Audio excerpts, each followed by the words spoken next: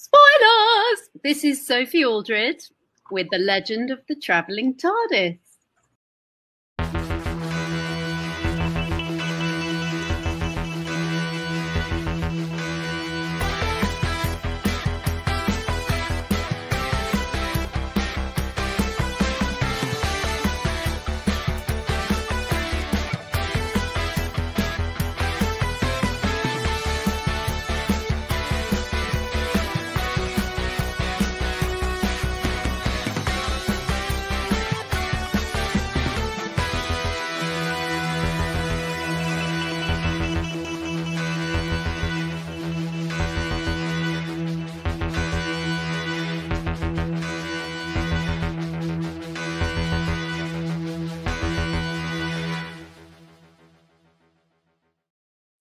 Boom! Wait, I'm supposed to have the shtick is I have to have this up first. There we go. Hello and welcome, fellow Whovians. Now we already turned this off. There we go. Shticked. So, welcome to the Legend of the Traveling TARDIS. I am your host for today, Paparazzo Dave Chapman. Are you ready? I can't hear you. Oh, right, we're on the internet. Of course I can't hear you. But I'm gonna assume y'all's ready, because we've got the best episode of Doctor Who ever to review. That's right, we're reviewing Lovin' Monsters. All right, so I'm not, of course, alone. Let's see who we've got. We're just gonna randomly pick Nick Smith. What a surprise to get picked when your stick is stuck. So your stick is stuck. We are good to go. I was just thinking love and monsters. That's like monsters plural, right? So we don't just get one monster in this episode. We get more than one. Who are the monsters in this show? I can't wait to talk about it. It's Chris Chibnall. Could be. There we go. There's the inevitable joke. All right. So cool. And beyond that, we've got, oh, look, from the TARDIS archives. Hey, Michelle. Hello. How's it going? It's going good. I'm looking forward to this because I have questions I don't think I want answers to. Excellent. Well, we've got somebody who's always got answers. We don't always want to hear them. Hello. Of course, David. Going great, and yes, always happy to provide unasked for answers. It's so true, and this is why I love You're so good at that. it. It really is. And of course, we have our wonderful founder, originator, showrunner, and peace sign throwing. He is technically a Peace sign throwing. Whatever. Hi. Hello. I've turned drive-through 50, streamer? so this thing is now required to have. What was that? I said I've turned 50 a while back, so now this is a required thing to have now, or else I can't read anything on that I have written down here. It's your brainy specs. It's my brainy specs, yeah. This man has brainy specs, and that man has brainy specs. brainy- All the brainy specs are up here on the top level. If not, I would have to wear my brainy specs because I couldn't see without them. No, I have my contacts on. These are my reading glasses. Oh yeah, I'm like one more eye exam away from that, according to the doctor. So I'm getting there too.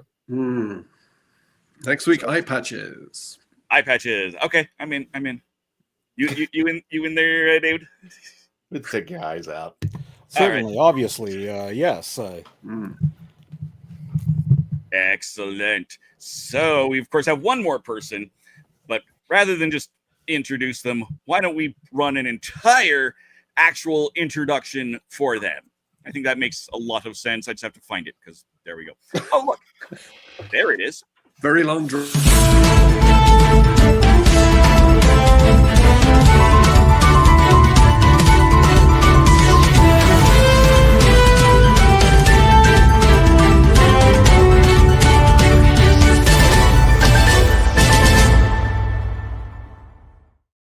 It's the Hi, Who Knew News guys. with Gadget Pendragon.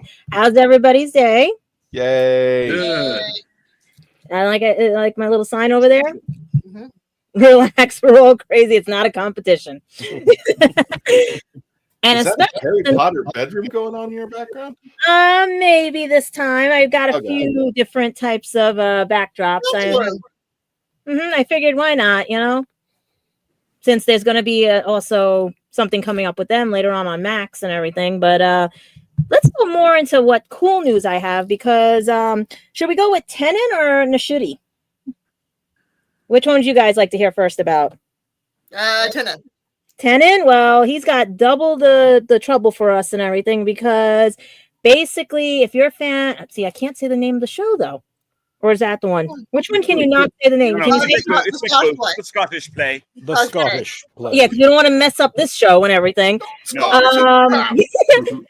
Our lovely 10th, is it 14th Doctor, and also Clone Doctor, I call him, right?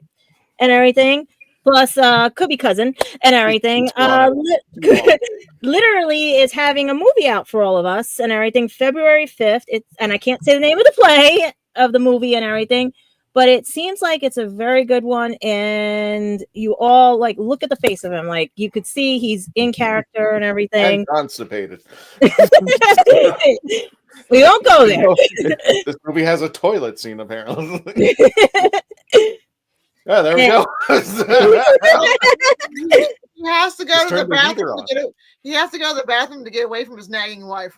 Oh, Oh no, Georgina, she's gonna kill. No, lady.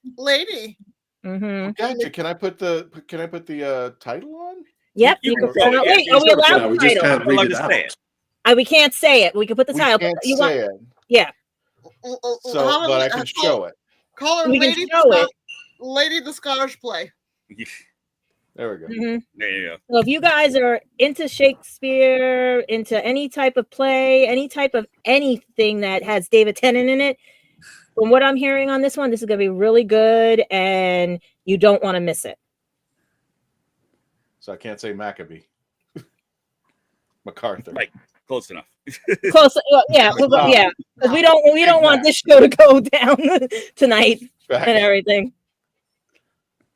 Yeah, I don't want to lose my 10 cents from whatever We make the news fun, okay? It's not Scottish, it's crap. I saw that episode of First Broadcast. Yep. And then the second thing that he is gracing us with is going to be at March 21st through the 23rd.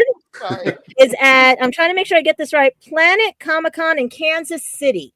And it seems that he has blown up the internet basically on this because everyone is trying to get photo ops, meet and greets, and everything with him because they're like, it's a rare occasion for him to come out of the woodwork like this and everything. So everyone is like, you get your tickets at planetcomiccon.com, and basically it's just one of those where it's funny how it says Harry Potter right there now, which might have a slight tie-in with our episode tonight as well, because if you can guess something else in this episode, and hopefully people do get to see him and everything, because they're saying that this will definitely sell out.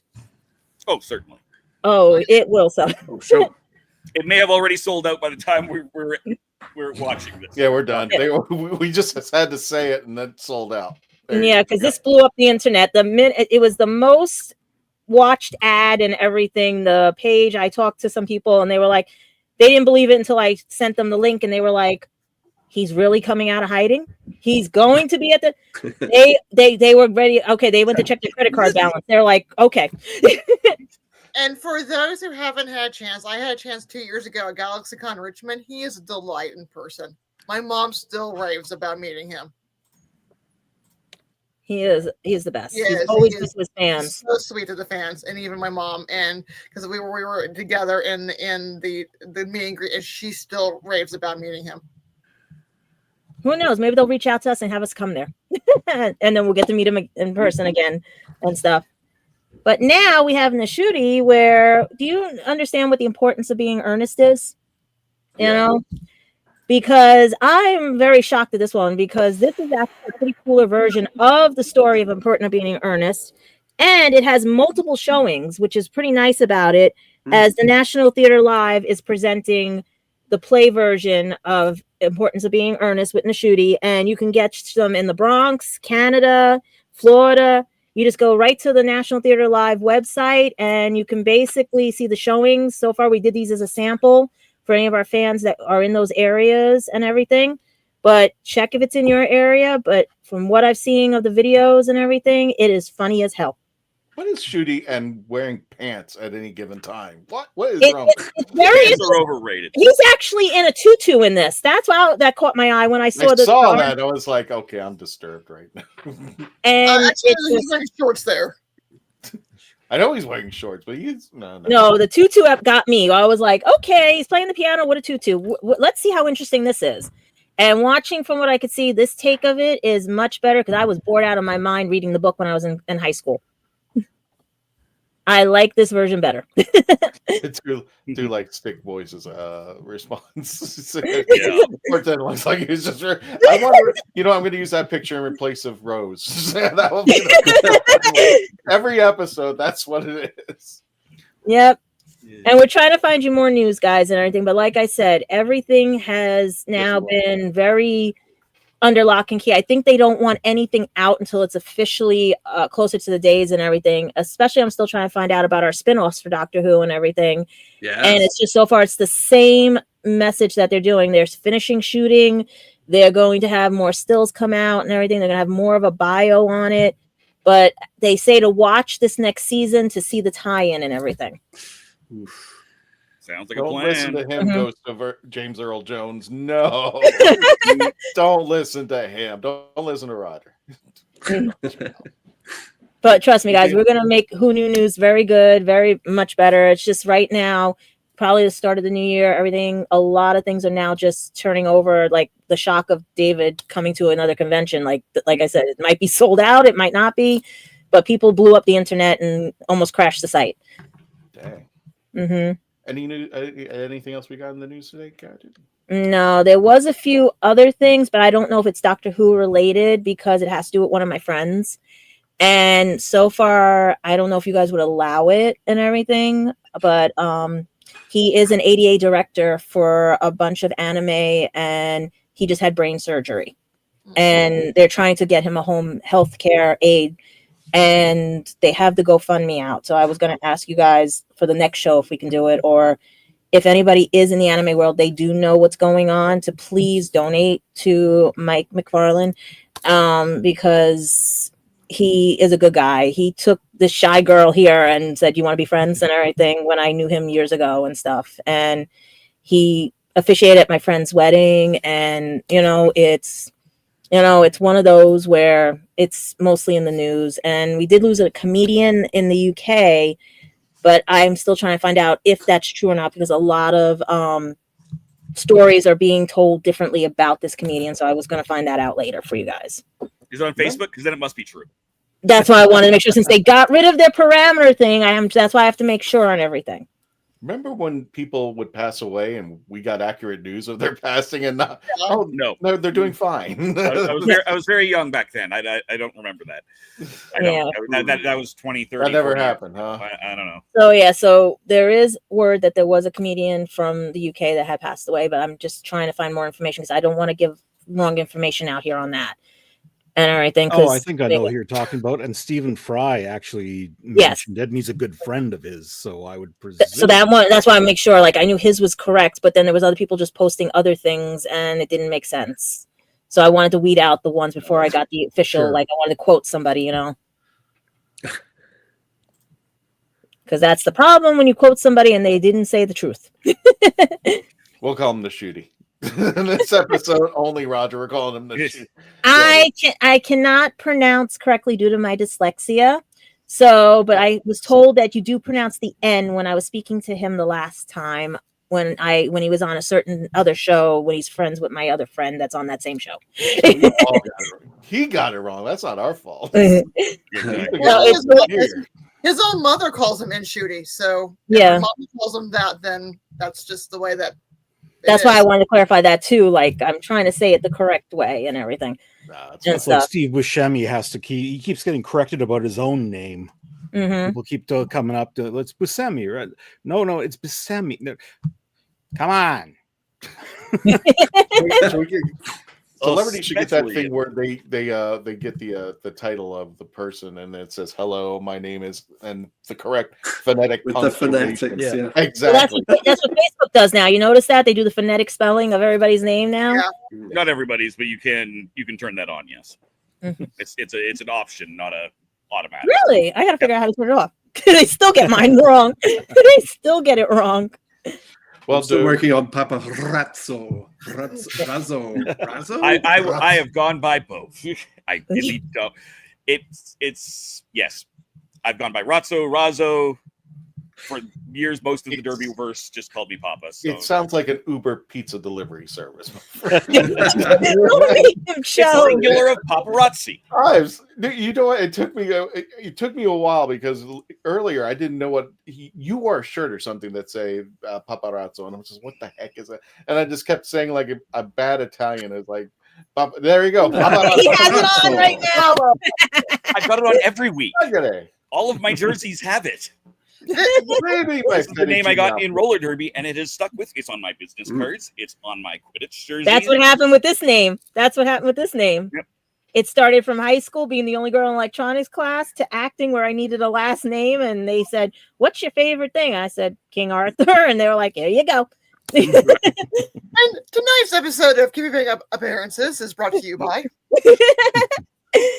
But this is the best, the best news that we've had so far. If it's only the second set of news, but we're trying to find news for you guys because, like I said, it's so slim right now because conventions are redoing things. There's so many things going on with Disney, Fox, all that stuff, like everything and stuff, because with the tie-in and all the stuff that happens with like Big Finish, everything, like everybody's all on different pages right now. And I want the truth out there. I don't want anything that we're going to have to like retract because that's more work for me. We handle the truth. Can Mhm. we? Can we handle the truth, really? All right, so that has been the Mhm. Who Knew News. Well,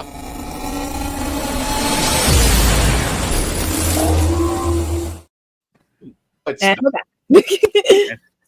I only had two short things, but yeah, speaking of conventions, we just want to remind everybody, MegaCon taking place February 6th to the 9th. Dave, myself, Faith, Jessica, our new I have money on co-host, free now. Gretchen, will be out there, and God, how many celebrities of Doctor Who celebrities are going to be out there? I've lost. Oh, that's going to be an All interesting. on a I'm going to see the toilet. line go around the corner for them.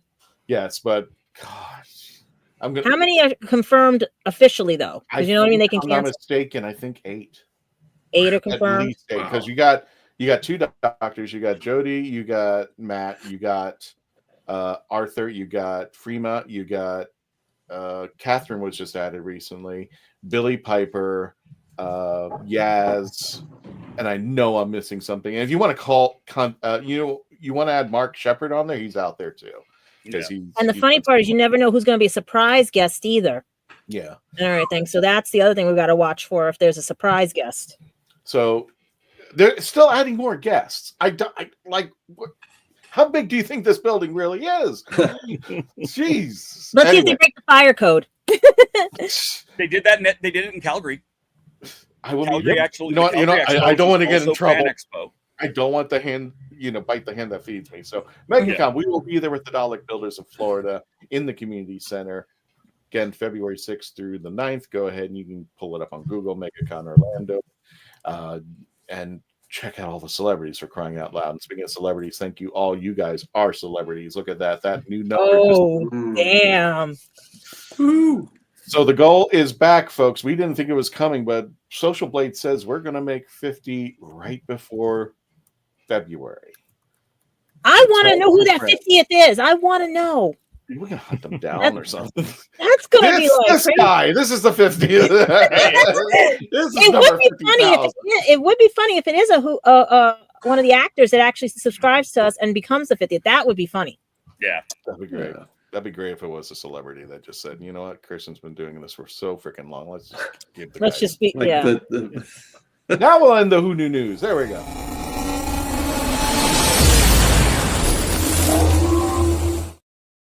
All right, so I'm going to tell the story anyway because it's on Wikipedia. It's not biting the hand that feeds us. That's fine. The Calgary Expo, which is now run by Fan Expo, same as MegaCon, had the first full Star Trek Next Generation cast reunion. Outside of, I think it's an actual Star Trek convention, possibly even before that.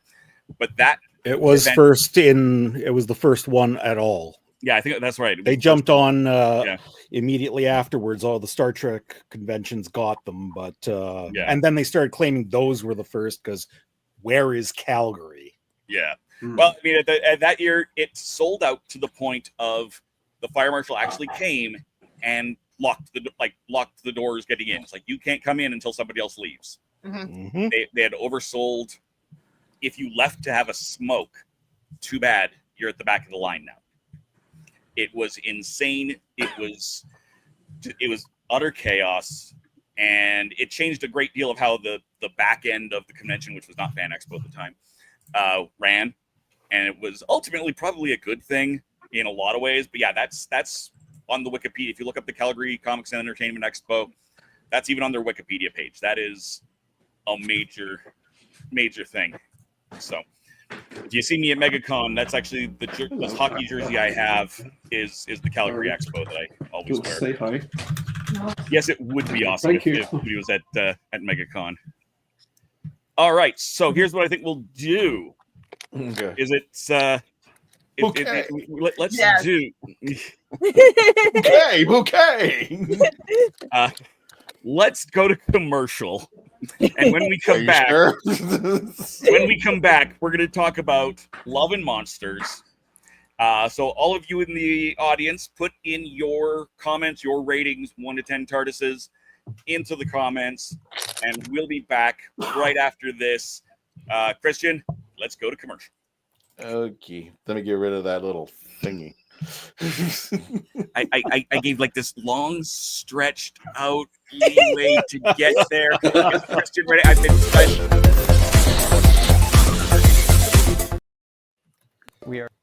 We are a touring acoustic duo crashing kitchens around the country. We go from house to house every Friday night, and we create music, we create food, a good time, we stream it live, and we do it for free. So now we're just really kind of like trying to develop it and build a community group that people believe in, then they'll help us. So we played from our rehearsal room, we played from the bathroom, thankfully that didn't catch on. I probably played guitar in my room, not for anyone, in front of anyone, nobody heard, for probably about 10 years. And then one Friday night, we played from the kitchen. It's the main place people want to be. It's where the food is, it's where the drink is, it's where the best lighting is. You can go to any party and I guarantee you, the kitchen is going to be popping. Our ultimate goal, I think, would be to crash kitchens every Friday all around the world.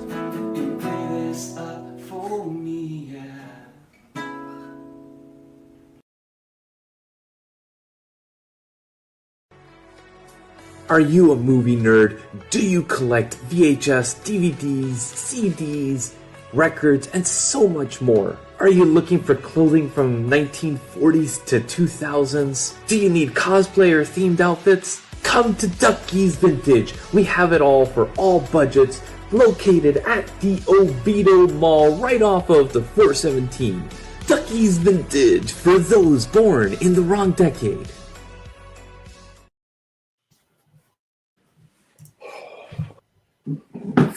Are we back now? I'm author Marc Muncy. And I'm author Erica Lance. And this is Eerie Travels.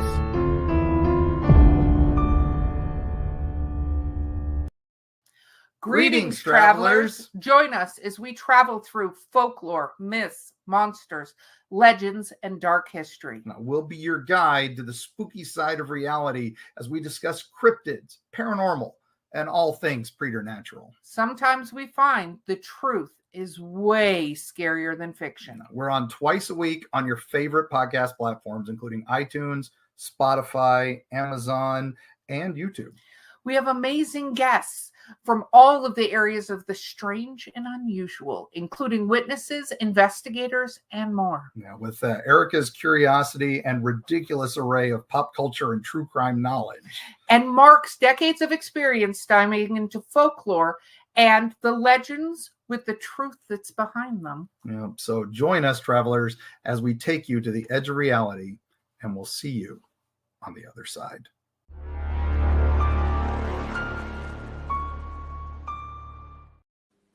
Hello, my name's Sylvester McCoy. Welcome to the legend of the Traveling TARDIS. Oh, look. Who's that? Oh, look. Who's that young child? Yes, this photo is from the year that Dave was talking about. That is me. Oh, good heavens! Over 20 years and at least 50 pounds ago. Oh, because I met LeVar Burton. He's nice in person. Every one of these fine actors has been back. I don't actually, except for I think Patrick Stewart. I don't think has been back to Calgary, but the rest of them certainly have been back since. We love them. They're all fabulous people. Oh, I have nothing but good stories about them. So yeah, LeVar signed my first book I ever read when I was little. It was this Little Monsters Bedtime Story, or I forget if that's the title of it because I have it hiding. And he signed it, and he was like, he hadn't seen that book in years and stuff. And he's really nice, and he's a trooper for dyslexia as well, and for people to with reading comprehension and everything. He wishes Reading Rainbow would be back soon, so I'm hoping. Reading Rainbow turned me into basically becoming a historian, because originally I wanted to be a flight attendant because you got to travel, and they did an episode of The Ox Cart Man about history, and that's where everything's changed for me. Yep, there we go. So there's another story from Michelle there. GalaxyCon shutting down from David. Yeah. Tennant. I had to beg to give me let in because I was a speaker and I was due on in 2 hours, and so the guy basically, because I had the different pass, he just flagged me and my mom in. It's like, okay, in, and people were trying to get him behind. He's like, no, it was a mess. Yeah.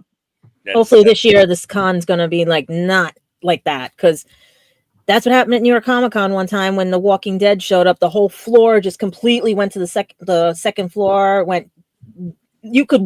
First time ever you could walk on that floor. Everybody was down in the basement trying to get into the panel, and fire marshals came and everything. I was up in the video box and everything for reviews and everything. When I saw it, I was like, "You have got to be kidding me." So, Dave, I have an idea. If we want to cut down the autograph and wait lines, you and I will cosplay as firefighters walking into the building. Okay, am I wrong about this? Technically, you can. There is an anime called Fire Force. There is an anime called Fire Force. Somebody in LA has already been arrested doing this, so I would not suggest this. Yeah, I would not. We got to find some like obscure anime that had firefighters. Yeah, it's called Fire Force. It's the prequel to Soul Eater. Okay. And everything. There you go. That's why Dad just got the news thing. I like it. Trust me, it's one of those where I'm waiting to see what happens, because if they could crash the internet with this, imagine what that convention is going to look like. Yeah, it's gonna be. It just blowed up, folks. That's what's going to happen. Imagine if he does show up at MegaCon just to surprise everybody. Because if you've got Rose Tyler, and everything, where's her partner? Have to be helicoptered in into MegaCon. I'm gonna have to Diana Ross, barrage ballooned in. Exactly, because there's no way there's going to be any parking, and you have to arrive like 3 hours early. And the worst thing, Dave, I don't know if I mentioned this to you. They're doing construction on Universal Boulevard. Yeah, you mentioned. I wanted to scream. I said, "This better be done by next month. This better be finished," because it's. If anybody knows about the area right now where Universal and the convention center is at, they're building Epic Universe right across from Tim the Tracker was talking about that. Yeah, Tim the Tracker was talking and about I'm just like, why are you doing? It's just like, God forbid they open, because I'm glad that Epic's opening up in May, I think, and it's going to be further out. But I'm just like, God forbid, like next year they have some kind of special going on the same weekend as MegaCon. I'm just like, they always finish their construction on time in Orlando. What do you mean? Yeah, they're perfect. They're still doing construction at Davies. Javits is always under construction, so we're used to it. Maybe we'll actually get some traffic popped up. Oh no! Yay! Maybe we should do that. Yeah, we should make a calendar. Fan user. We should make a calendar. We go to the Lulu.com. We go make a calendar. We make a Traveling TARDIS calendar. No. Past companions, new companions. Analyst out there. Yeah. All right. So let's get started. Yep. We're so excited to talk about this episode. We're so excited. Exactly. Yes, exactly. I'm trying to keep us on the rails, and this episode itself is off the rails. So this episode is a very interesting episode. What they got away with. Exactly. So let's start with Christian. What is your number 1 to 10 for Love and Monsters? I'm gonna give it. I really wanted to use my showrunner pass on this one. I have no idea. Well, here's the thing. I'm gonna say 5, and I want to go last, or at least second to the last, like right in front of you, Dave. If you go last, we shall see. So, we shall see. I may make you go first, just for asking. Nick, how about you? 1 to 10. I really want to give this story a good grade. They tried so hard, but I'm going to give it a 6. Okay. I feel like I'm on the prices right now. Yeah, exactly. He's just overbidding, so I don't get that bid a little bit higher. Yeah, exactly. Michelle, you've been sounding like you love this episode. What do you give it? Oh yeah, move over, Kaiser Van Rosani. I'm not. I want to give it a 5 because there's parts of it that are charming, and then parts of it is like I got questions I don't want answers, and especially after we're starting to learn secrets about other Doctor Who writers I don't want to know. And also like medication he was on while writing this. And David, what about you? Gee. I feel the same. I don't know either. Oh, I know what my rating is, but What you can say on TV? I give it an 8. Okay. What? Yes.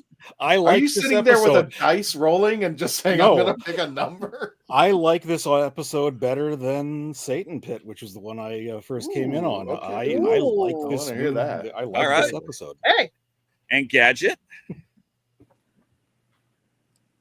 Is that a 1? Is Yeah, that- because I only gave it because it was like a highlight episode, I call it. It's a filler episode. Okay. Well, why don't we start with $1. let's start with the middle of the pack instead of and go with Christian. No. No. Gadget, you have the lowest number. Go ahead. Let's see. Let's work our way up. Gadget, you gave it a 1. What didn't work and did anything work for you? Practically the whole damn thing. Catch. See, let's see. Blake, last name, if you understand where I'm going with this and everything. Especially in that scene going back and forth with that monster and the bucket and everything. The Harry Potter references, the band references, the other band references that they got away with, and especially at the end and everything. It was basically like, okay, seemed interesting when he first got there and everything, and you're like, okay, and everything, and then the monster, and then the Scooby-Doo scene, and then the basically everything else, right? And then he's telling his story, and I'm like, okay, are we talking about maybe something happened? What happened? Like, he lost the plot through his story.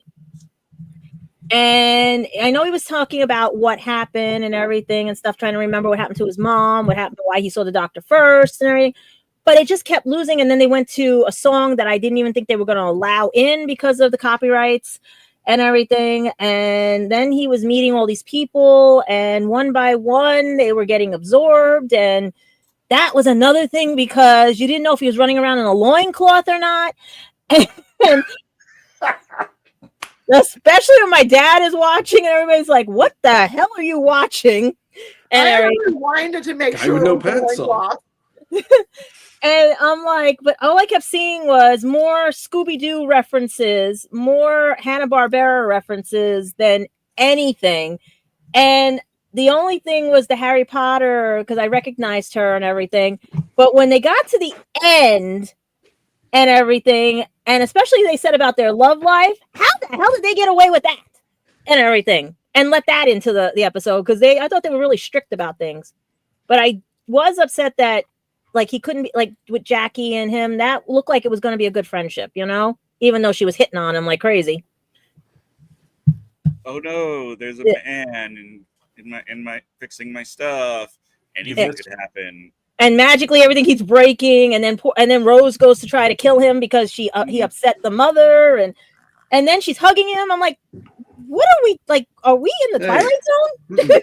Yes. You misspelled. That's why I was like, I was lost. Like, He totally misspelled it. She has empathy. She's like, okay, there's more here than what I thought. Yeah. She's with the doctor. There's a giant absorbing. Yeah, that's what I'm saying. It's like she's just right more concerned about her mother. And they don't even just. Oh, okay, yeah. Listen, you pissed off my mom. Mm-hmm. Whatever. Yeah. You, sir, have pissed off my mom. And that's just another day in Russia. And then the relationship of the monster to the other one. Are they Celine? Are they this? Are they that? Are they, you know? And I was just like, they at least let one of them live, not live like that. Yeah. Because I was just like, because when I first watched it years ago, it went over my head. And then it was like, then I realized what they were talking about. And I'm like, they let this in Doctor Who. Except for he's sitting it on his lap and where her mouth would be. Uh-huh. Because we have to be so polite right now because we can't say what we want to say. We would get kicked off YouTube for this. Yeah, that's what we're trying. I'm trying to be so polite. We're already kicked off. I just want to point out, so, as an aside to that, in StreamYard, which we are using to do this, there's a bunch of stuff on the category, and I was in our private chat area. And Kristen just mentioned that there's some ratings in the audience, so we'll look at those in a second. But I look up at the comments thing, and it's the little flag of how many there were there, and it was 69.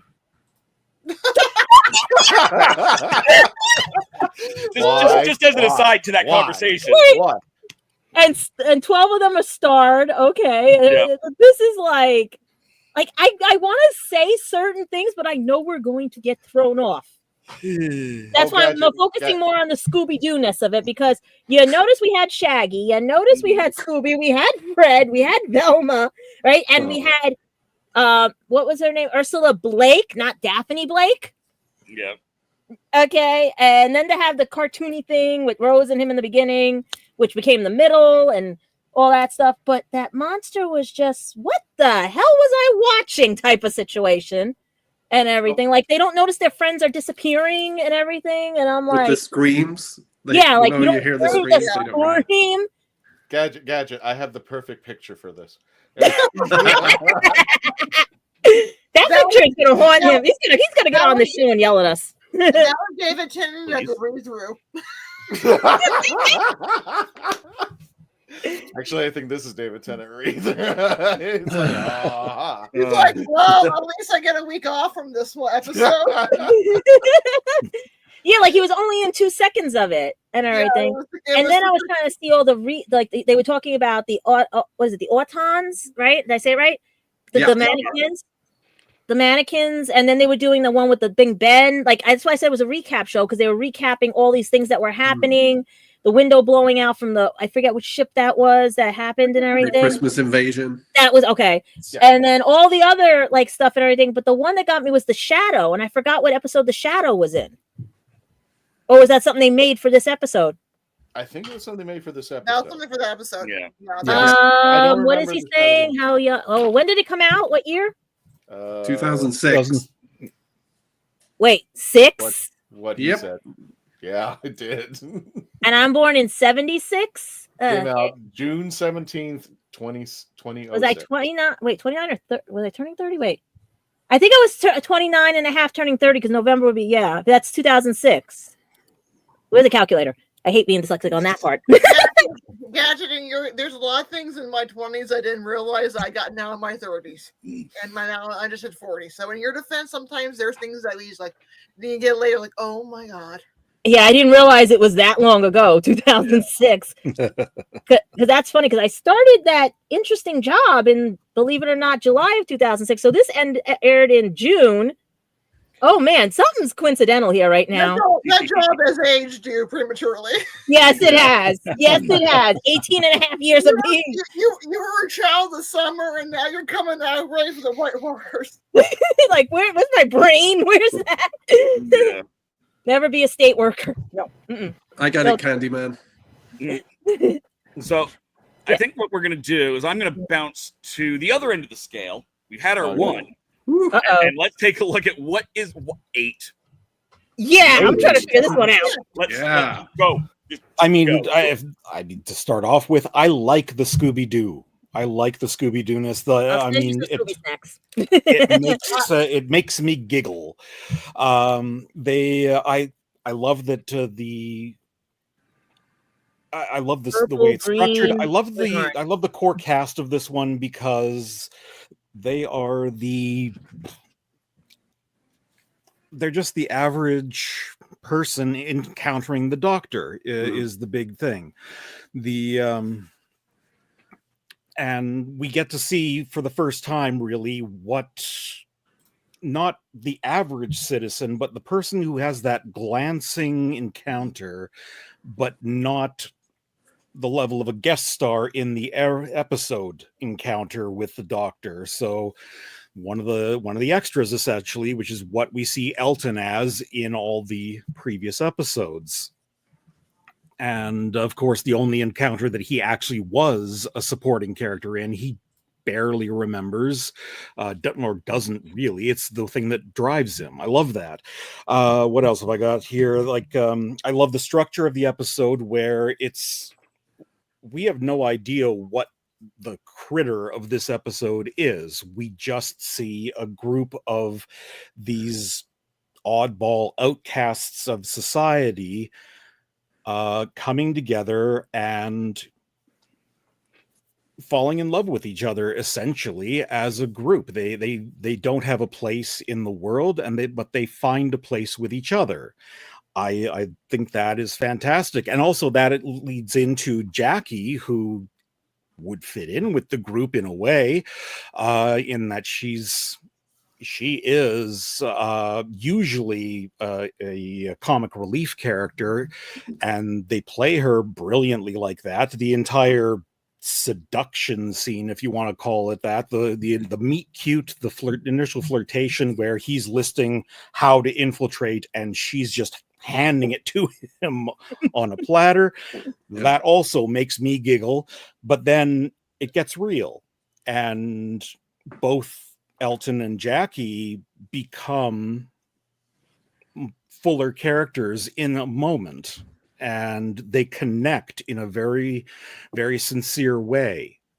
And then she misinterprets what she finds in a very logical way, which unfortunately destroys that relationship, but it gives her vulnerability that she doesn't often get. And I mean, I just love Shirley Henderson in general. I do have to say that she is one of the best parts of the Bridget Jones movies, even though she's not in them much, but I love her in them. And yeah, that's I will admit, I mean, I only gave it an 8 because there are things I don't particularly like. I kind of would have preferred to see Ursula just be irretrievable. The trying to ungrim the ending undermines it for me, because they do, like in Elton's wrap up, he's still talking. He's pretty dark about the way things are going to get, and then bring her back just to say, well, you know, this is kind of funny and light still. And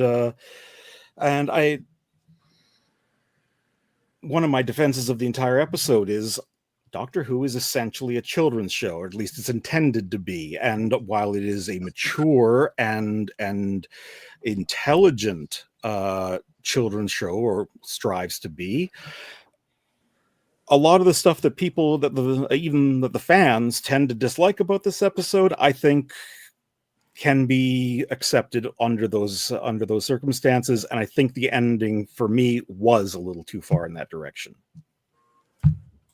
All right, nope, that yeah. That's jolly good. Well spoken as always, good sir. And overspoken, but thank you for not mentioning it. Yeah, well, again, maybe I'm just desensitized from you. Bouncing back to the other end of the scale, Michelle, you were at a 5.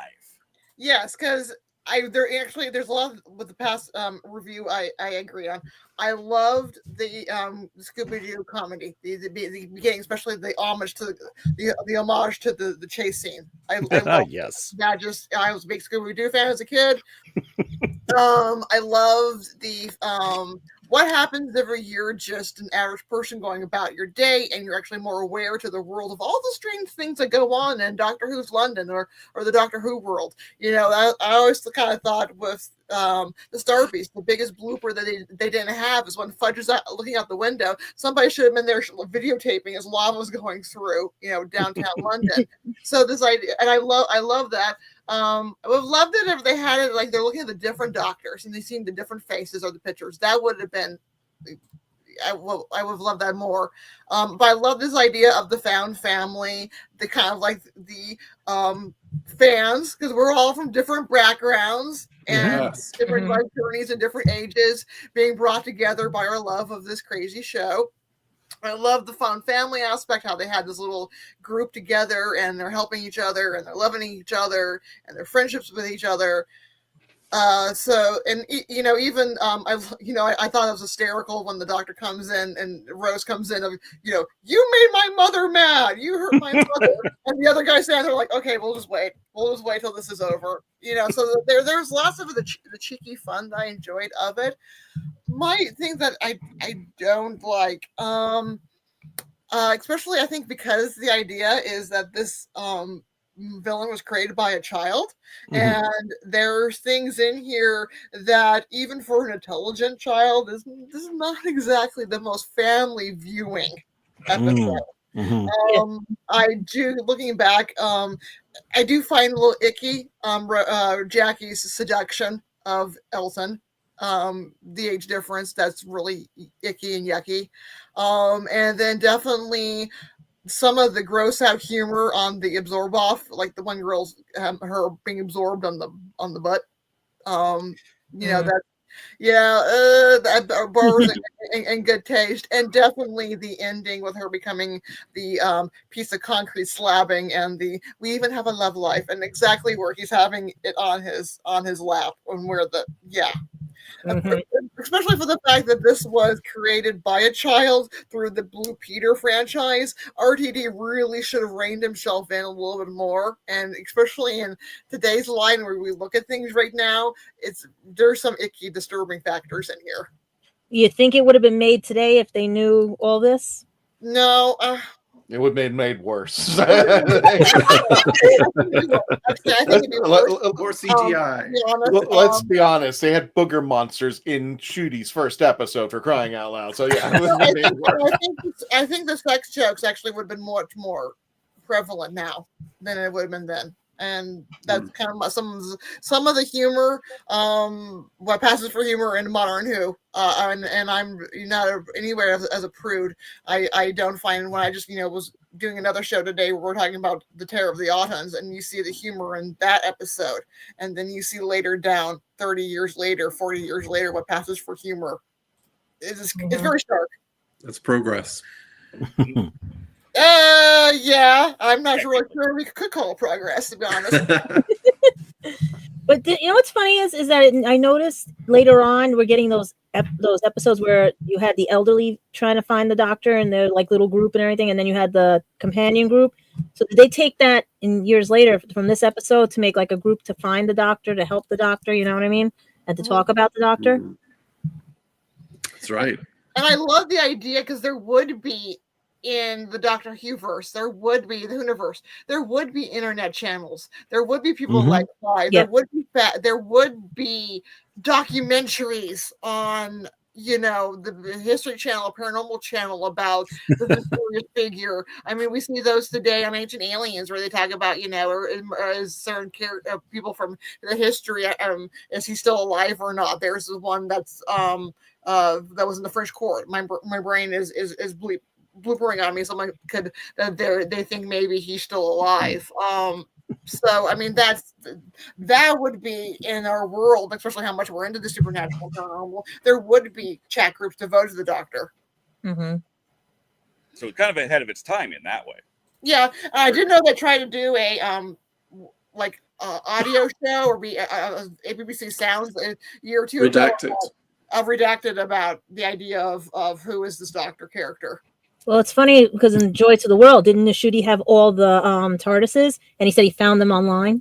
Yeah, and they're popular for and I love when they're doing kind of like the Ancient Aliens before Ancient Aliens came out. It gets this by a decade is the little TARDIS hieroglyph. Yes, I mean that was, and because the TV show Ancient Aliens came out when I was in grad school, so I remember when that show came out. So that it gets them by a decade.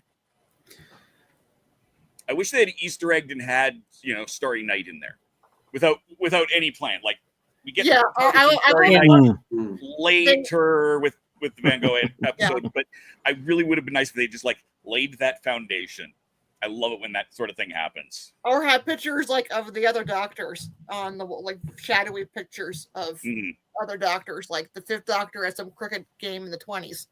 Yeah, I don't know if they got that far into it yet.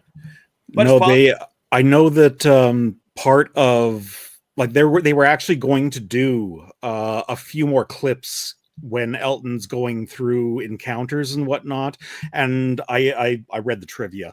Basically, they were going to do clips from original series, and the producers just said, no, we're not paying those writers to use any of that. They don't want to pay likeness rights.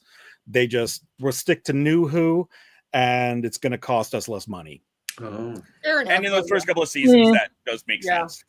The BBC was still barely funding this thing. Yeah. It's still an experiment to them at this point. I mean, if memory serves, tossed around on Disney XD, it was getting tossed around all over the place. So Disney had its hand in it too back then. Yeah. I think, if memory serves, they still hadn't confirmed that this Doctor continued from the previous series. Even at that point, there was still the chance that what they were going for was this is a reboot. Mm-hmm. Yeah, okay. I don't think they did on camera.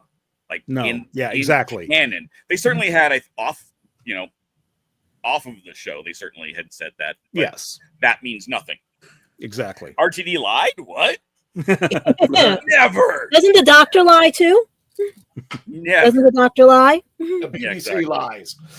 So let's take a look at some of these audience chats here. Got it. Yes. Dan says it wasn't horrible. It was a bit silly. I'd give it a 5. Much better than Horns of Niemann. Oh, how dare you hurt the Horns of Niemann. My dreams of conquest. Dun, dun, dun. Jim, I love the characters. I love the made-up band that they formed. Love the music. There you go. There you go, Jim. Yes. Yep. Roger, hello everyone. Yeah, Nicobat, this episode was almost as bad as Empire of Death we got last year. Oh, ouch. I wouldn't. No. That's a different argument. I would like to give it a nice 4 out of 10. Love and Monsters is just that bad. Spilled Geek Tea. I'm assuming that's Tom on there. Compared to the next one, I give it a higher score of 5. That sounded like it hurt. Roger, I believe there were 2 monsters in this abysmal RTD episode, Nick. I think one was a piranha getting a pork chop, and the other was whatever it was. Yeah. I think they named it Hoiks or something like that in the credits only. Not the blue bucket. I thought he meant the blue water at first. I'm like, did you want blue? Yeah. Like, I didn't know what he meant at first, and then it was like, oh, the bucket. Dave, before we continue, I just want to put this one up right in front of Gadget. There. What are you doing? You know we get high ratings when you do this, right? Yes. You know that. They love me. That's why we get high ratings. Yes. Yeah. What are you doing? Every minute of this right now. What did you find? Nico, I give it a 4. The story could have been written much better. A kid chose the monster, but the plot was bad adult humor.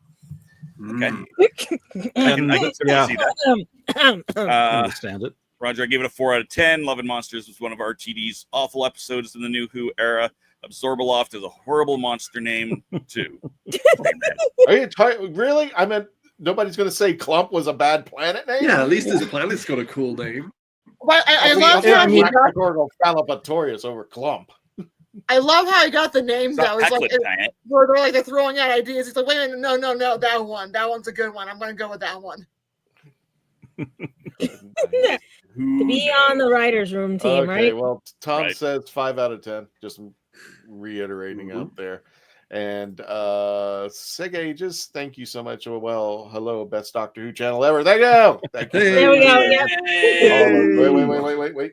Wait. Oh, hello. I don't know how to do the hearts. Thank you, Sig. I don't know how to do it. Gotcha. He continues. The truck will be in the mail. Sega continues. I want to have his staff IRL, not even getting better than any pimp stick. What? I still think it's the worst episode of David Tennant's time on Doctor Who, and the he wasn't even in it. And the Candyman wraps up 4 out of 10. I am not. Yeah, Peter Kay. What does everybody think of Peter Kay? and handling that character. I think he was doing different kind of acting to all the other actors in the show. It's a big problem with the episode for me. You know, they're fairly natural, and then he comes along and he's more over the top. It just pulled me out of it. And he was apparently instrumental in writing the episode as well, because he was that character. So I won't say anything. Just don't touch him. Just don't touch him. Don't touch him. Yes. No, thank you. I wouldn't eczema or eczema or whatever the heck he said. Don't touch him. So then, if I go back into my list of people and I scroll back up to where I had noted what everybody gave it, and I lost. We have so few things that I still lost. There we go. So we've done Gadget, we've done David, we've done Michelle. I guess we have to bounce the other way to Nick now. I see what you're doing. You're saving the best for last. Okay. Oh, it's him. Oh, my sweet I'm putting the friends. best in the middle, Nick. That's Oh, no, he went around this way and then he went back the other way. Yeah. I'm dizzy. We're all confused. Oh my goodness. This story. I have so much to say. I'm going to try and keep it nice and tight. Okay, so I think a big reason why fans don't like this episode is because it's about fans. Oh, I'm sorry. It's about fans, kind of like WizKid in The Greatest Show in the Galaxy. You know, it reflects a part of us, and we don't respond well to that. So I love the way this is self-referential. It's talking about fans. It's talking about people coming together. They describe themselves as the inner sanctum, all studying the Doctor, and they also mentioned that they have other interests as well. They're not just about the Doctor. They like other stuff too, just like Elton says. He likes music. They do other things. But they're brought together by this interest in the Doctor, just like a Doctor Who fan. Oh my goodness, that's so subtle. Also, just the love of, there's just a passion for so many things that are Who, that are tucked into this show. I'll just use one example, the TARDIS, the sound of the TARDIS. Elton talks about the Doctor's machine, the most beautiful sound in the world. And later, Victor calls it the sound of the universe. So there's that kind of celebration of just the sound that TARDIS makes. How often do we see that in episodes? So they're able to play with that. They're able to break the fourth wall a lot. They're able to play with the structure, you know, kind of refer to how the story's structured. Oh, I put the exciting bit at the beginning, you know, because it's a good way to open the story. So he actually tells the audience that. So it's a screenwriter talking about screenwriting through these characters. You've got more Autons. We see the Autons smashing through a store window, which is the part everyone remembers from Spearhead from Space. So we've got references to past episodes, whether we see Classic Who or not, is still referred to. And we've got, it reminds me of, you remember there was a Doctor Who fan in Queer as Folk. We've got that kind of nerdy love of a show or a fascination with something that really is, again, just played with in this story. This is double banked, right? They're trying to film this at the same time as the Satan Pit, the Impossible Planet. So from a production point of view, I can see why it's Doctor Light. And the story made me laugh. It made me do a little woohoo when the Doctor turns up at the end. It made me sad when, you know, the fans are absorbed and then they all work together to destroy the monster. And it also touched me when it talked about loneliness. So many fun things to talk about. The reason why I only gave it a 6 was because usually I watch these shows when I review them with my son. And I gave him a week's notice and he just didn't get around to watching it with me. And I'm like, yeah, this is not a story that you run to. It's not like a go-to story. It's like, yeah, I've got nothing else to do. I've watched all the others. Maybe I'll watch this one. So that's why it gets a slightly lower point count than I would usually give it. But it's still pretty cool. That's no, that makes sense. That makes sense. Yeah, I agree. Those are parts that were very touching, especially when he's remembering his mom and he has the videos, and then they're walking hand in hand, and then she stops and she goes forward like she's passing away and going off to wherever, and she blows him a kiss and walks off. Like bye bye, I'm going now. That really, I really felt something when I watched that, and it's just popped in there. So we have high comedy, we have farce, we have Scooby Doo, cartoony stuff. It's a bit kinky at the end. There's a lot going on. Lots to play with. That was not kinky. That was just over people's heads until they figured out, oh, wait a minute. You just can't think about it too much because who would want to? We don't need to. We don't need to go there. We don't need to talk about our relationship. We need our appendages. Okay? When I go, was she on the desk while he was doing the interviews? That's the funny part. Yeah, she was. But at the beginning, or at the and then she went on in Hogwarts. Yep. Nick, when I was in the bathroom with Harry. When I go back and look over, David Tennant's career as the Doctor and all three of the Doctors that he's played, wasn't he and Barney one Crouch? solo moment that's going to. He was Barney Crouch. Yeah. He was Barney Crouch. I'm talking about Metacrisis Junior 10 and that 14. one. Yeah. But I'm just like when I go over his time, that this image is going to be screwed in my brain for the rest of my life. There's no way it's ever going to come out again. And it's just like a stain in, I can't even explain this properly. How do you explain it? That's no, you can't. Don't even try. And the only thing I can think about is the kid who made this up is going to learn really fast. Now that looks better. It looks. I was going to say the same thing with the smaller head. This was more like the bigger loincloth. Yes, the bigger loincloth. And a smaller head. We see too much of it in the show. It's shown in broad daylight. You need to kind of keep your monsters. Like, look, the hands. The hands are even better. I like the hands that way. Mm-hmm. Like, what was the costume designer thinking back then? Usually they do good costumes on Doctor Who. That part's obvious. That especially with the hands, because it was meant to be. They threw up that it was a twist at the beginning, not the end. But where he's holding the thing, and you realize those are the Slytherin hands. Yeah. But you can't see that. He's behind the newspaper, and then that's not who that is. But he's from the neighboring planet, so that's why there's so much connection to between those two characters. He's so 42. Yes. Yeah. That's also supposed to be about 2 stories tall. That's the one complaint the child apparently had about it, is that is supposed to be a giant, much more of a existential. Why he drew the full body on the arm? That makes sense. Exactly. Yeah. I did like how fast he moved. Where he jumps over the desk. It's like, well, this is my thought process. William Grantham is the one who made this, and this is actually really original drawing of this. And my thought process is this. You created a monster, literally, in probably the worst show episode of Doctor Who, and you're gonna have to live with this. So just like, that's not gonna leave a stigma. He's gonna own it. You know what he said? I own it. Harry, you had a great concept. It's not your fault. You had a great concept. It was how it was executed, and that shows. You let adults take care of it. That's what happened. Well, as Nick was, are you sure they're adults? Yeah, as Nick was pointing out, like the way a lot of the I think it was Nick. A lot of the way is how he performs the part as well. Like the constant mouth licking thing. That was also gross. Like. Hold on. I may like the episode. Get rid of that. Do that again. Get rid of this picture. I'm trying. There it is. Do that again. Oh. And we can't get him acting roles. Sadly, it's just the same. It's that actually just got rejected for a writing position.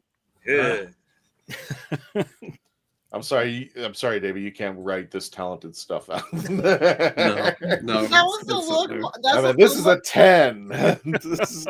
This is. If you can't write like this, you're not going to be in doc. It's like you'll never grow up to be anything. Like, fine, I don't want to grow up. If your writing does not give the person reading it this reaction. This reaction, I gave that reaction. Yeah, there you go. The teeth part like that's look. My poodle Bill gives when her sisters are bothering her. David, what do you think? Oh yeah. That's the look. Busy with his plumbing. That's the look of this episode. That's the look he was wearing during the read through. But he's like, Lisa, I'm being paid on this one. Mm-hmm. So, I wonder what Billie Piper was going in her mind when she did this one. Yeah. Lisa, I'm getting paid. Lisa, I'm getting paid for this one. Yeah. She was barely in it. She was in the beginning and the end. That was it. Like, it's a great performance from her. She is, I mean, she's hilarious in the moments when she needs to be. But when in that last scene when she is coming in hot, I feared for his life. Yes. Yes. Even the Zorboff was like, I feel bad for you. It was like, I'm going to kill you. I may want to be absorbed after all than the face of Mad Tyler woman. Yeah. But the crazy part was, here, and you're having to go at me. and then at the end, he's like, "Get a spade," and you're like, "What the hell does he need a spade for?" That was kind of funny. It's like, grab a spade. Well, I don't understand where her parts inside that slab. He said he could only save the last victim, and I'm thinking he's gonna make her all better in a different form, like like the he made her all better in a different form. That's exactly the point. But I mean, that's the other really dark thing about this episode is she's immortal now. It's not the doctor who says it; she says it, but apparently she is immortal. So then, did the Shield find her and take her with her? She'll be his headstone. I don't know if we can say this online, but it starts with an O and begins with fans. She gets her own. No, she had the best one. Michelle said it best. Michelle said it best. God. Oh, you want my review now? No. Oh yeah. You know what? After that comment, no. There we go. So this is what I say to that. Seth, we'll just take him right out of the show because no, I'm putting you in timeout. You do not get your. No, he's gonna let it. Yeah, let Christian rip it. Let him just go at it. No, we're not doing a Slytherin episode. Slytherin, and so there will be no ripping of it. Wait until we get the that's the other planet that has those smart jokes. I'm gonna be nice and let Christian have the last word. Oh, okay. That's what it is. I am mean to Christian all the time. Mm-hmm. So you just don't want to review this. I'll be nice, and I'm gonna give it a 6. And I kind of have been waffling on, and part of it, I think, if I'd watched, there's enough stuff that I like that I still like it more than Rose. I still hate, and I don't remember what I gave Rose. I'm pretty sure it was a 3, so I still like it more than that. Is it the worst of the David Tennant episodes? I haven't gone through the rest of the season again, in a very long time, so I'm gonna say probably. But I have a question for Nick and for Candyman and any of the other Brits. Do you see this the running between the doors bit as Scooby-Doo or Benny Hill? Oh, that's Scooby-Doo. Definitely. Okay. Because I've seen him do the same bit, and I think that's where Scooby-Doo stole it from or something. But probably. I just don't know which would have been more popular in 2006 over there. Certainly for all of us in North America, Scooby-Doo. But it's all about the Scoob. Yeah, that's fair. No, I agree. I liked that part. I think it was fun. I like the lighter episodes as a general rule. I didn't love the song and dance bit. Not because I don't love song and dance. I just kind of went, meh. It was just like one of those. Okay, why? Was there nothing better on the cutting room floor than that? Yes, there was, and they picked this one. Yeah, fair. I did love, and I kind of mentioned it earlier, the twist. I loved that they kind of threw us through a couple of loops in this. It wasn't exactly the "you meddling kids, let's see who this is" kind of moment. It was there, but it wasn't. I love, okay, clearly this is a bad guy. We know this is a thing. Okay, what is he? It would have been very easy to say, oh, he's a vampire, or he's a was it the Cybermen that was kidnapping? No, it was what was the one? No, it was the Daleks. Oh, I think they both done it, where they're just disappearing people and making them thralls to themselves. There's any number of monsters they could have done that shtick with, and then you had the hands there. And remember, this is 2006. It wasn't internet everywhere. Look at the antique computer that he was using. Yeah. Don't say antique. It was totally an antique. I have a Brother netbook still on my shelf. That's antique. Yeah, fair. But it is something that, the Celine was still there. The fart jokes were still there. This was a season ago that they were a major, they had 3 episodes in the first season of them, a 2-parter and then a third. So yeah, it's made sense to bring them back, but not really. Yeah, it's like a bridge between the early, more childish stuff and the more complex stuff. Exactly. A filler episode. Yeah, exactly. Miss and fear her. Mm-hmm. Oh, if he had gone over better, if the Abzorbaloff had gone over at all, I think we would have seen more of Clump, the planet Clump. And more of that relationship. I think because everyone, even back then, was just like, the beep, are we watching here? Would that have been on a Sarah Jane episode then? Maybe. That's a good question. Yeah. I don't know. But no, I enjoyed that. I loved the twist. I did, as a lot of people have said, I loved the relationship that was built and the meta conversation that was happening there. I wouldn't call this a clip episode. There was, 2 minutes of a couple of clips that were necessary. There were 30 seconds of context. And I think they actually were, I hate clip episodes. I hate those episodes. I inevitably will skip them no matter what the series is and how much I love it. But I wouldn't call it that. This was definitely a giving context. And I loved the lower decks of it. Yeah. Yes. Okay. Yeah. That's years before, but it's the background people. It's the concept of there's a world being impacted. Here's the adventure. Apparently it was. Bridge crew, here's the doctor. Here's everyone behind them. Well, that's still happening and they're being impacted. And I really enjoyed that. And I think we had a little bit of that even with Blink, with Sally Sparrow. Right, I don't mind Dr. Light episodes. They're not bad. They give a different context to the world around us. Big giant quotation marks. Us, the world around the Doctor, and that's a good thing. They get a lot of hate, and I understand why, because we're watching a show called Doctor Who, and there's no Doctor. But they're not just filler episodes. They tend to be some of the more unique episodes. 73 yards. That was messed up, fascinating, left with more questions, wanting to know more. Blink, one of the most. Yeah, those are good episodes. This just happened to be the old Abzorbaloff. Yes. Okay. This was a little goofier than that, and again, that's not. I would have rather seen the bloopers of this episode. Maybe it would have been funnier.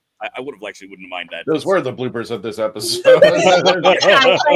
One episode out there. Like, you break the cane and he can't have the filter around him. Come on. What else was happening? Yeah, I could have definitely stood to have, again, maybe that we would have gotten it in the future had it gone over at all. But that I would have liked a little bit more of that. That was very rushed. Deus Ex Machina. Yeah, it was not a fulfilling end for anyone except for the Slab of Stone. There was some fulfillment there, but not from me. Just saying. There was a lot of moaning coming from there, and we'll just take that joke as you will. if people don't have that over their heads. Exactly. Yeah. No, it was not the worst episode in the world. Was it the worst episode of Tennant? Maybe. Were there worst episodes? I think so. And it is very much up to your tastes. Yeah. We had an 8. We had a 1. We have a 5 coming from Christian, and we'll find out what that is right now. Really? Yep. You have your Tennant specs on, so you're ready. Can I just point out real quick that he looks like the Slab? What? What? No, he's got his Tennant specs on. He's got his Tennant specs. You, Christian. Wow. And Tom took a screenshot of that, I'm pretty sure. Yep. Well, you have your Tennant specs on, so you go. You're very brainy. Brainy specs? Somebody hack his account and make that. No, like David tells us, like David Tennant specs. Okay. Well, I did something a little different that I haven't done for any episode of Doctor Who, and especially now that we kind of have the privilege of hindsight that this episode has been around for a while. And because when it first came out, I was, throwing things at the screen, and I wanted to explain this when I went through the processes of watching the episode again. How would I explain this to a person if I really liked the episode? And then when I had that mindset, things started changing around, because my original review of it when I first started was a 2. I was actually sitting right next to Gadget about this. But there were some really good things that I kind of not taken into consideration, because I don't think, because you could tell it was a rush job and it was sitting in between 2 episodes of Doctor Who, I think it didn't know where to go. Was it a tragedy? Was it fun? The great thing about Doctor Who is when I explain it to people, you're crying because you're laughing so hard, and then 5 minutes later you're crying because you're sad. And Doctor Who can be a roller coaster of emotions, and this tried it, and for me it didn't do out too well. But let me ask you about this. First of all, this I think should have been the ending. I don't think they should have died. I don't think the L.I.N.D.A team should have died. I think they all should have lived, and I think instead of her becoming a Home Depot object, I think what should have happened is, if we really wanted to focus, because what I actually appreciate about this episode, and we get to see it later on, especially with Rose, the greatest thing about it is the perspective of somebody who enters the Doctor's life, even for a moment, how the Doctor changes them. I mean, Amy Pond is a great example of this. Even Clive in the episode Rose, he was investigating him, and guess what? He ended up being killed at the end. Was he killed with this? Just him? I don't remember. But it was just him. He was killed. He was killed. Okay, so Clive spent his whole life looking for the 9th Doctor, and he found him in Krakatoa on the Titanic. So I kind of actually appreciated that this was an attempt to say, hey, we're always seeing the Doctor's world, but what about the world of somebody who's entered the Doctor's world from their perspective? I think what should have happened at the end is everybody should have lived. I think as a team of L.I.N.D.A, they should have defeated the Clum guy that I can't say. And in the end, I think there should have been a talk between Elton and the Doctor, saying something to the fact that I spent my whole life chasing after you when I should have been chasing my own life, and then he ends up with the girl. Yeah, that's the way I think it should have ended, and I think that would have made for a better story for me. And the whole Abzorbaloff thing really just that's my opinion about that. I think it would have been a far better story if everybody lived and discovered they had a life of their own. They just needed each other to discover how they were going to do it together, and they did it as a family. That's my opinion on that. But yeah, somebody like Sarah Jane, what an influence her, because she was one of the first companions to leave in the classic, come back in the new, and see how much she's been affected by the Doctor over her time of lineage. And then she gets her own TV show, The Sarah Jane Adventures, and then we get to see her in action. So I really think this episode kind of gets its rubbing, and it well deserves it, because it was gross. It was weird. I wouldn't let my kid who made the monster watch the thing that is, or at least cut off the ending part and say, yeah, this is how it ended, kid. But I was trying to, I was doing it completely because everybody has already said what was wrong, what went wrong with it. And I was trying to focus on what went right with it. Even though it's a Doctor Who light episode, it is a really great idea every now and then to get a perspective from when we're not seeing the Doctor. And I'm not talking about Dot and Bubble. I'm talking about something like this. I think this was great. It just was so badly executed. And I think if Elton and the team and the girl had lived, then for Elton to actually have that conversation with the Doctor saying, listen, you've affected my life, but you're not my life. This is my life. And I'm going to say goodbye. Go back into your blue box. I'm not going to be chasing you around anymore. I've got this life to me. And that's how it ended. Yeah, that's a great take, Christian, because there is that line where he says, I was so involved with aliens and Doctor stuff. I didn't realize what was really important. It's almost a throwaway line that's in there. Could definitely have been built up. And I didn't think you had to make the monster. You could have made the monster. I don't know what you would have done with that monster. Peter Kay, I really think did the best that he could with what he got, and I don't know his comedy. I've never seen him, but I think I don't know how you could have executed the monster the way it was. When I mean the monster, I mean what was it? What's his name in the movie? I can't. His character's name. I'm going to look it up. Hang on a second. You mean Victor or Victor Kennedy? Yeah, Victor. Well, both. He's the monster of the whole thing. Yes. But like I said, it didn't know when it was. Didn't know when the door was swinging. If am I supposed to laugh here? Am I supposed to cry?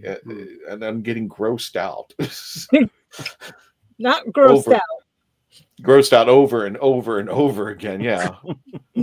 And I one of the things I just found weird, and it felt uncomfortable, but maybe I'm missing the point if somebody wants to get it, is that relationship right there. What do you mean by that relationship? Because I did like it for one thing. It fleshed out Jackie. Yep. Yeah. We now see Jackie from the years of, it gave Jackie a fleshing out because now we get to see and appreciate she's lost Rose. It's kind of like Rose has gone on and moved on, and Jackie is doing the best that she can. Because how old was he again? He was how old, and she was how old? I don't know. I mean, the actors are only 2 years apart in age. Wow. So I'm not entirely sure.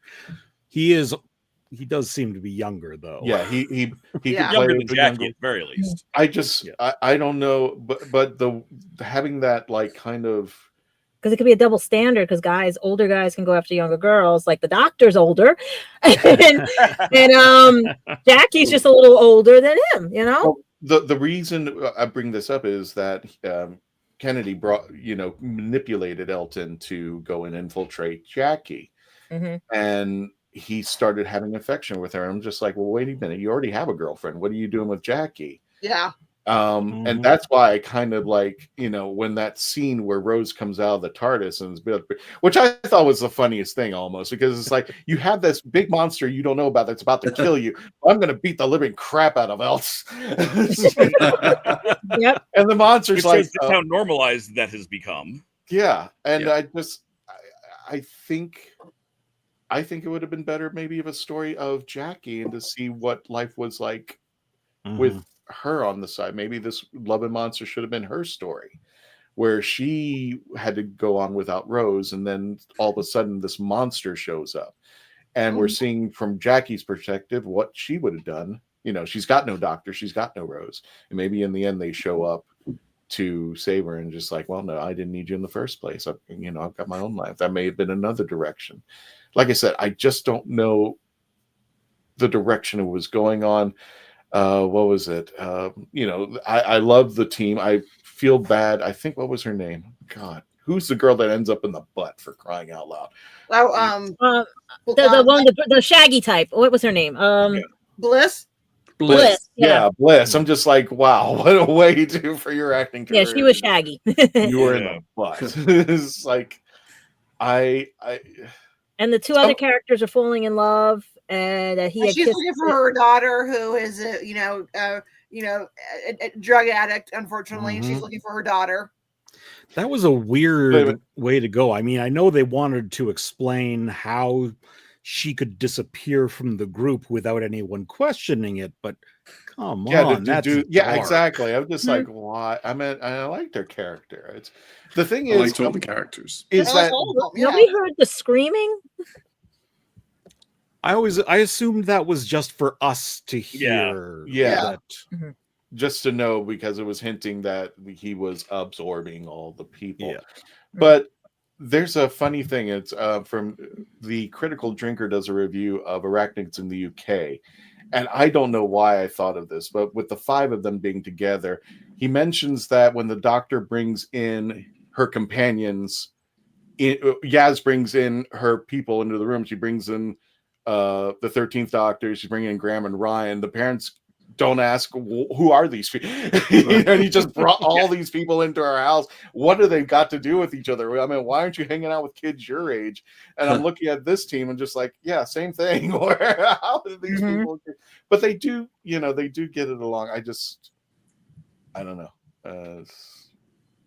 Like I said, again, I think they had a brilliant idea and they just went into a weird direction with it.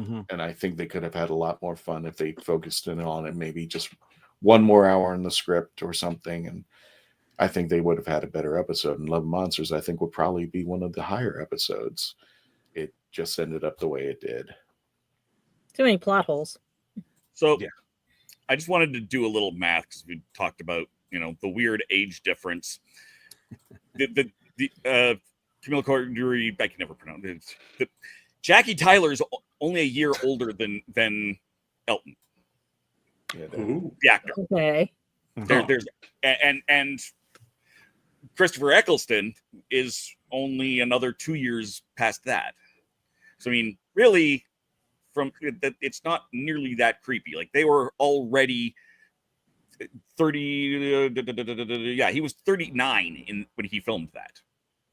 He's not young by any stretch. But he looks young. He looks young. That's where I'm not doing, the age of the actors. I'm basing out like the age of the characters are supposed to be.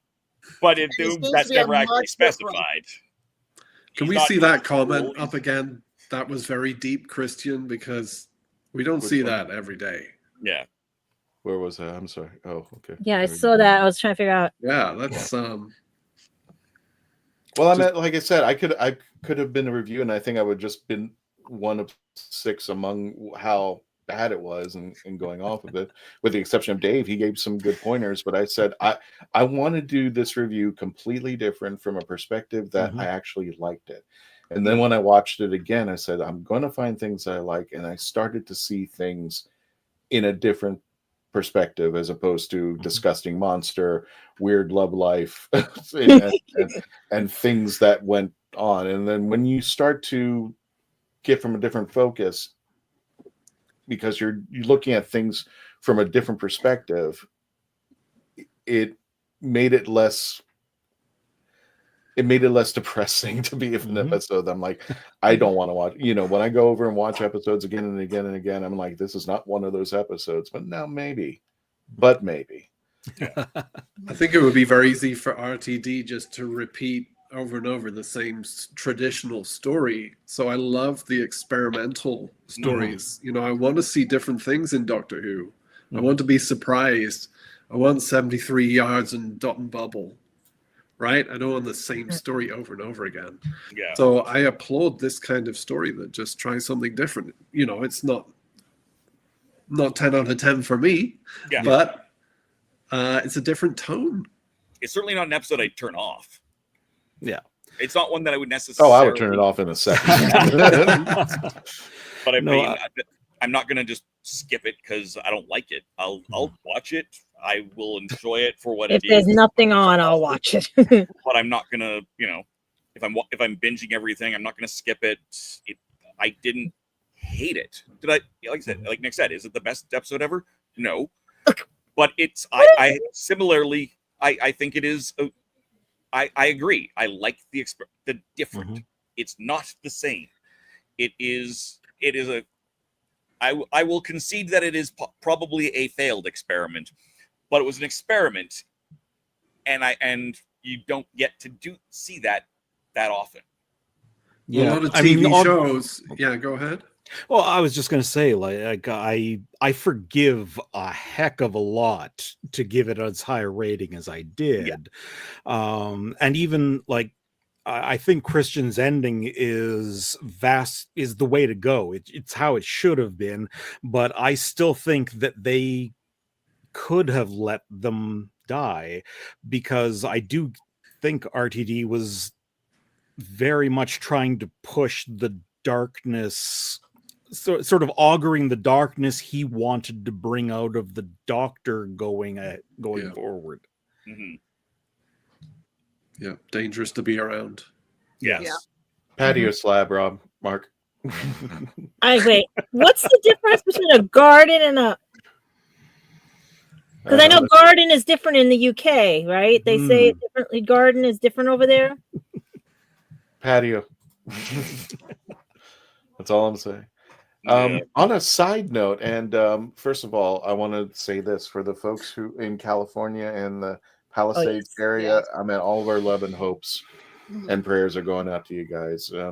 I've been posting stuff when people, a friend of mine named Sai and a couple of other people have been putting up and posting stuff to help them. Like somebody, if you need your horses moved, I was like, yeah, I'll send that out over there. They just said Mama D passed away in it from Blues Brothers. They just said Mama D passed away. The actress.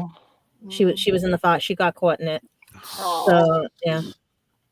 Well, so the reason why it's getting bad.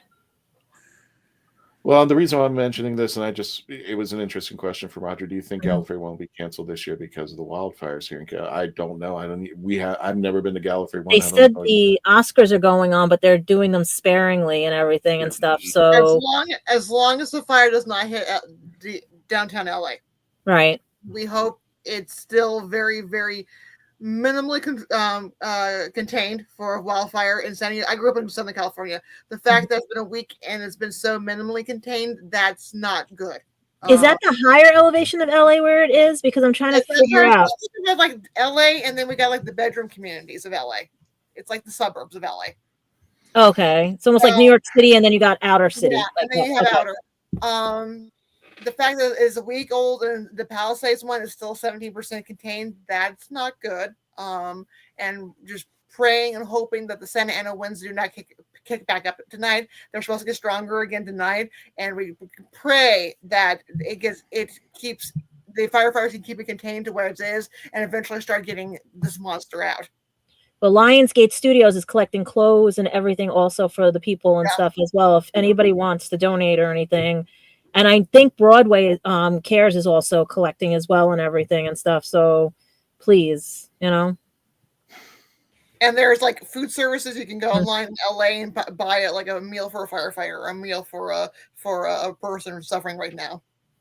And they also have pictures now with the wild animals and the pets and everything and stuff. So guys, it's hitting everybody.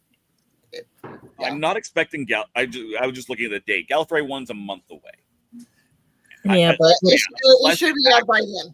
Exactly. Coming from an area that has had more than one fire this big or bigger. No, if unless, as you say, it goes farther into LA proper and starts, and there's actual damage, the fires themselves should be. They won't. Honestly, they probably won't be 100% out. But no, not the way they will be effectively out. Yeah. We've gone from a bonfire to a match kind of a, The embers are still burning. They're trying to get those out. They're trying to get.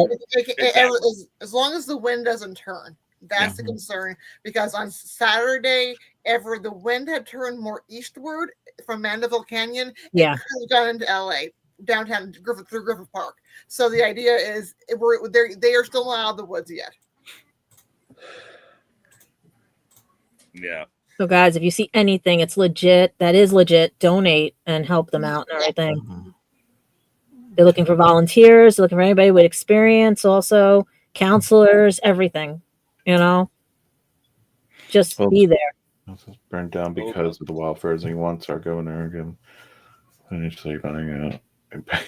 Hair gels for God. Okay, there was a bunch of actors, but also there's some other people, normal people that lost their homes too. For the regular people. I mean, because this is the suburbs of LA, and a lot of these people who own their houses is because it's their family home. Like I lived in Southern California, and our family lived in the house for 50 years, and we weren't rich, but we had a nice house because it was the family home. So these are not like the super wealthy. And even the super wealthy, they also all got their fire insurance canceled. So everyone. That was another thing I was upset about. What the hell do you do right now? I mean, Robert Redford posted a picture of his, his Oscar all tarnished up. I mean, I know the Academy will fix it, but still, it's hitting everybody, and we're all in the same boat together. They said, what was it, Joe? What was his name from Dr. Quinn, Medicine Woman? He's at Jane Seymour's house right now. He's literally, the shirt off his back was gone, everything, only the shoes he had on his feet, and his house is gone and everything. Yeah, Paris Hilton had enough time just to get her kids and her pets out. I'm happy that guy found his dog Oreo. Oh God, that made me cry. Yeah, I couldn't. Yeah, because Oreo got scared and ran back in the flames. Well, I'm going to say this. I'm just like, to me, I know there's a lot of things being said about what's going on, and right now, everybody. It doesn't matter if you're rich or poor or whatnot. I'm being somebody who has lost everything at one point for a time. I can only speak for people. I know we could always say, hey, the rich are well off to do, but to lose a house, you're losing time, you're losing investment, you're losing, a part of you that you've spent a majority of your life in. That's something you can't get back. That's something that, those memories, those things that you've done in there, that's something you can start all over and try, but sometimes it's harder for people. And to me, it doesn't matter who you are in the area. We just want you to get out there, get out of there if you can, be safe, and hopefully things will change for the best. So take evacuation order seriously. If you get evacuated, don't wait around, because this thing can turn on a dime. These are monsters. They even had people contact the news stations because this family was on vacation, and to get their dogs out, the news reporter said an hour later the house was gone. If they didn't get the dogs out, they gave them permission to break in their house, get their things and stuff. It turns, those fires can turn on a dime. They are a monster. They're like the most closest thing to the fires of hell that you'll ever see on this earth. Yep. And for the history buffs, I saw a graphic earlier today, and this is basically, there's the Great Fire, Chicago Fire, that destroyed the city, and this is about, and that's like a ninth of the size. Yeah, Chicago fires destroyed 2,122 acres, give or take. Granted, it was a much tighter urban area. This is about, and counting, is like last time I heard it was 18,000, 17,000, and still growing. So I mean, it's still consuming. Exactly. It's only 7% contained. That means it's still having It's basically saying it's burned up 17% of available fuel to consume. It's still things to consume. So things of.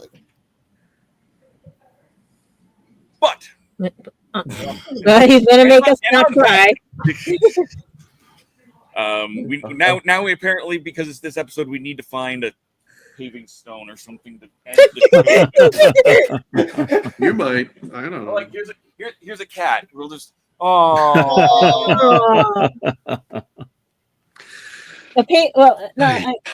actually, I got a shelf. We were trying to fix the apartment. I got a shelf. Yeah, it's not working. Anyway. All right. Well, is this about the size? No, this is not about the size. Yeah, we'll end it on this. And, prayer, love, and you meddling kids. if you have the means to contribute, I heard Roderick said the Red Cross is accepting donations to California people. But yeah. And this is something that's going to go on for a long while. Right. So if you cannot at this moment, this is going to be months of, and the same thing for North Carolina. These are going to be things that are going to go on for months and months and months and months. Because there's even a meme about that too. What happened about North Carolina? And right now, I think everyone should just say, okay, I have 5 minutes. Let me do something, just do something. Yeah.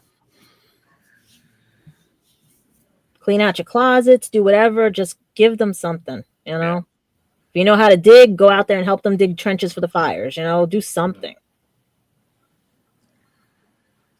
Well, anyway, if you haven't subscribed already, I know haven't subscribed already, now's a good time. Give us a like, give us a thumbs up, everything. Yeah, where was I anyway? Don't forget to check out our website, thelegendofthetravelingtardis.com.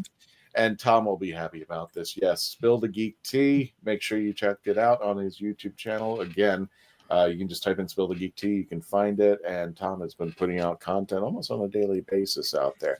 Mm-hmm. And for as long as it lasts, I'll give you our. Yeah, how many more days are we counting down? How many? I have no idea. We're just like right at the doorstep, I believe. I don't know how much further we got out there. So. I'm waiting to see what happens because people are saying people are going to start crying and everything else, and I'm like, listen, it was social media. You have other things. Well, you also got to know that it's. People's livelihoods were attached. Yeah. Mm-hmm. People were making voice actors, everything. Yeah. And this is how they communicated. This is how they networked. I mean, people were communicating. I met new friends on TikTok that I, for whatever reason, I never met on, the other platforms, Facebook and Twitter and all those guys.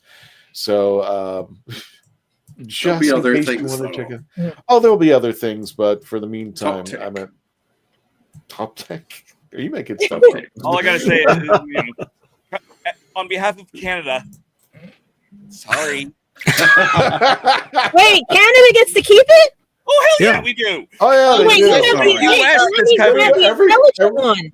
entirely the U.S. that's going. And that means you have the intelligent one where they only do math and reading and stuff for kids under the age of like 15, 16, where they don't teach them all the crazy stuff and everything. Because I know the European one is a little different from the American one. TikTok, I don't know. Yeah, they said there's two different versions. I know there's more than that even, but I know a lot of people in the States. What is the new red something? There's a blue sky. There's a lemonade. There's red something. And the funniest part about the red something, whatever it is that is literally the Chinese. Oh, that one, yes. Yeah. I know what you're talking about. Everyone's like, this is terrible because it's the government controlling our free speech. Let's all move to this platform that is explicitly meant to control you. Exactly. Well, it's somebody saying, "Hey, I hate Disney," and they start leaving the Magic Kingdom and walk over to Epcot. I'm like, what? Right? That's exactly what that is. What were you thinking? I mean, go to Tokyo, Japan, because you want to go to that Disney because you don't like this Disney. Yeah. Yeah, I was going to say the reason that they can keep TikTok in Canada is that Canada currently is still their own country. Yes. Yes. Oh, no, but I mean, I thought it was because of the versions. That's why I thought they were getting rid of it in the United States because we have a different version than everybody else. No, the thing is that because TikTok is owned by China, which is why people are going to Red whatever, which is specifically as a protest against this being shut down by the government because it's owned by China and probably is being used to spy to a significant degree. Isn't that what social media does anyway? And yeah, I was gonna say, but it's not American billionaires making the. A few people have come out and said, "You know what? the Temu thing. I've never had my TikTok account hacked. I've never said something on TikTok and had it show up in my ads 5 minutes later. But if I even think about something, suddenly my Facebook algorithm is all over it." Yeah, and my Facebook is always constantly getting clones and hacks and everything from, and TikTok's the problem. Yep, we know about all of the, shenanigans in the, on Facebook right now, but TikTok's the problem. It's not like you have a device named A that listens to everything you say. She's on silent right now. I don't understand. I just don't understand. So somewhere in some government repository, they had me calling her my nasty words. Well, is it I had to get rid of the G1. Like what? Do you guys remember the G1 and everything? That's the look of mine's face when I'll call her nasty things all the time. Yeah, they had the G1 before I got the A1, and the G1 laughed because it actually picked up my friend's voice, thinking it was me. Oh, I was like, bye. You got back in the box. You're a paperweight now. Yeah. Yeah, so people just don't have TikTok, so they're like, okay.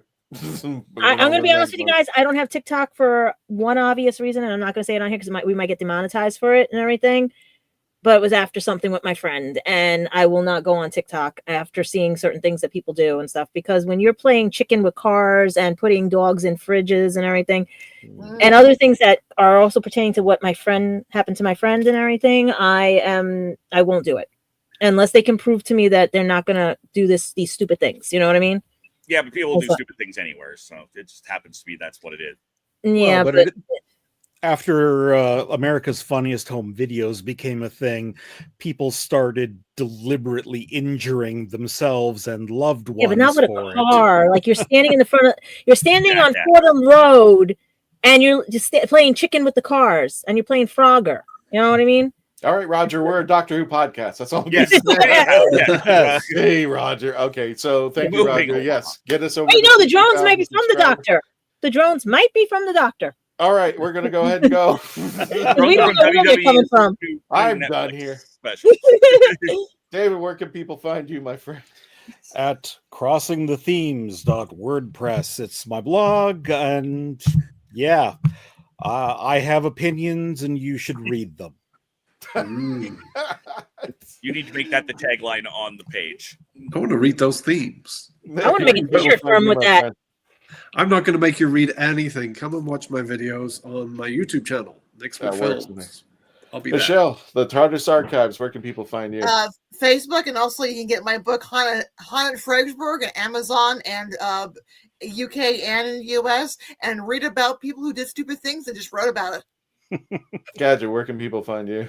Just throw a penny, you'll find me. Not at the DMV anymore, but you can also find me on Lulu.com and everything. 18 years and a half of hell, I am free of it. So I get to enjoy you guys more and everything and see you guys at conventions and stuff now, because I was debating something, but I don't have enough money right now. Otherwise, there might have been an extra party down at MegaCon because I'm convincing parents and everything. Because I can actually enjoy it now and come see you guys. Next week, we're going to have our very first interview with Nina Di Cosimo, who appeared in Victory of the Daleks, and she'll be on, and we'll be interviewing her. That will be our first interview of this year. So come along and join it. Dave, go ahead and wrap us up out of here. Get us out of here. All right. Well, you can find me at therathole.ca. Also on Spilled Geek Tea sometimes when I'm able to make that show. I will be at MegaCon, as we were just discussing. I'll be at Pensacon, Gamma Expo if you're a gaming person. I'll be out in Salt Lake City for the tail end of SaltCon. Calgary Expo coming up a little farther into the spring. And, of course, right here on the Legend of the Traveling TARDIS. I know the content on my page, the Rat Hole DOTCA, is the YouTube, has been a little bit light recently. Real world, we don't need to go into that. Content has been lacking, and I apologize for that. But that's where you can find me. And again, right here on Legend of the Traveling TARDIS. Thank you for joining us. Thank you all my panelists and Christian and everybody here. Thank you guys. Say goodnight, David. Good night. Good night, David Toilet. Good night, Tony. Tony, take us out, and good night. Night, Rose. Hi, Rose. You know, I should put that picture back up again.